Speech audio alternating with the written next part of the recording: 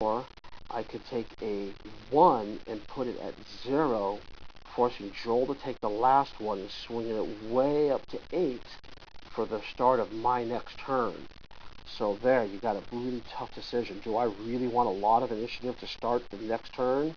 Because when we reseed, it's a random die roll, so you could get a lot of orders like, 2s and 3s, so you could possibly get, with the Germans, with the 2 fire order, you could possibly get 4 orders before, he gets to shoot back, or, 2 or 3.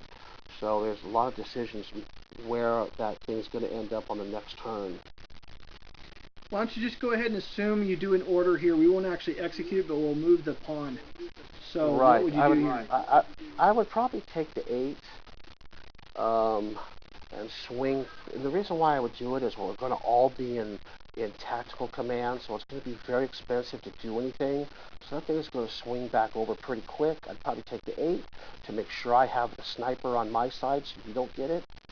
So it would shift over to 7 to you. And I would do something with it. I'd probably do a fire attack or something. So let's say it's back to your turn. Okie dokie. And then I would just play the asset, and I got a mortar card, so I would have dropped some mortars down. And where I would have done that, incidentally, as long as I got the sighting marker still on the map. Oh wait, someone deleted it. Alright, what I would have done with it is I would have stuck him like right here and hoped to nail it, because mortars are pretty accurate. And if I could have got that spot on, this is the guy right here, then it's adding 6 to the accuracy roll. I could have nailed a whole bunch of his guys that are stacked there. So here's where stacking would be bad, because every single one of those guys would have to defend against the mortar battery attack. So stack at your own risk in the game. So now we reach the end of turn segment, and that procedure is dealt with on the time track. There is an optional rule. The optional rule involves random events. Dan also mentions I might drop the mortar artillery on myself. That is also a possibility, but I'm in building, so I really wouldn't worry about that. The random events they really add chaos to the game. I think it adds a lot to the game. I wouldn't play it without them. So what you do is in the Vassal module, I would click the button on the track, and it tells me here weapon malfunction. Now to find out what it does, I open up my playbook, and right before I get to the scenarios, it'll tell me what that does.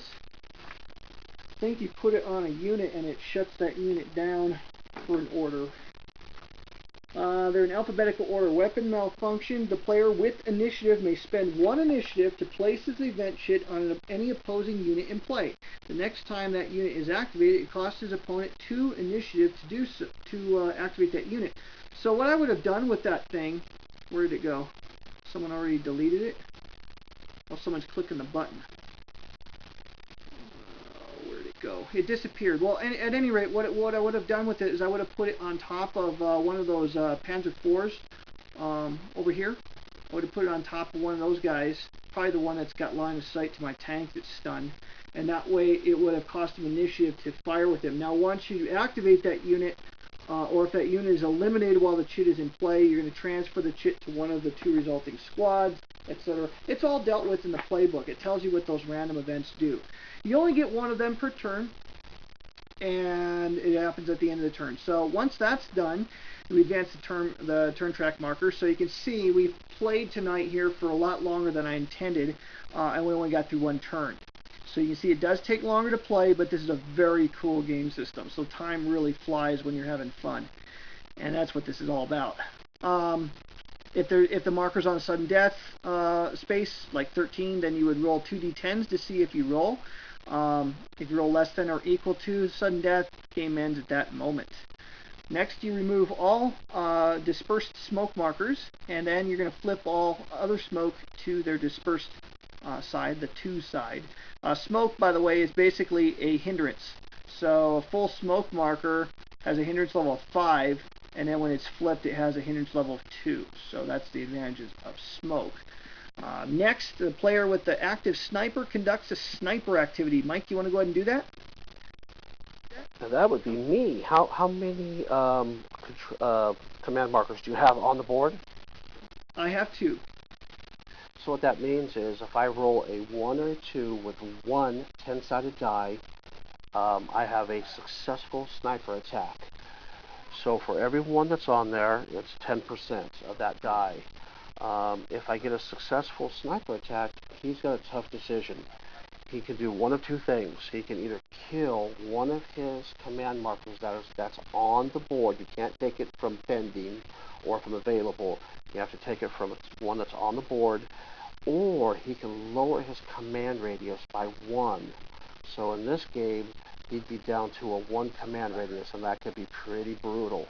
Either way, it's not good. So let's go ahead and roll one 10-sided die.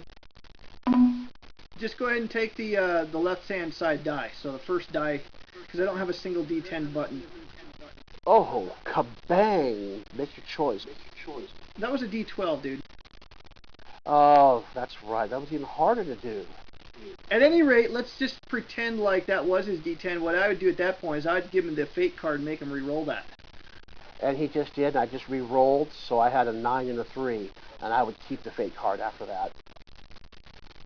So there was no effect. But yeah, losing command tokens or command radius, it's bad. So one of the games within the game is trying to be the player that gets the sniper on your end. So towards the end of a turn, you'll find players vying for that sniper position, but notice the command matrix. It's easier for the Soviets to get it than for the Germans to get it. Then we move all tactical markers on the map to the pending box, and then when that's done, we flip all mission markers to their tactical side. Or in Vassal, you can simply hit the end turn button, and bada bing, bada boom, it'll do it all for you. It handles the smoke and it handles the markers.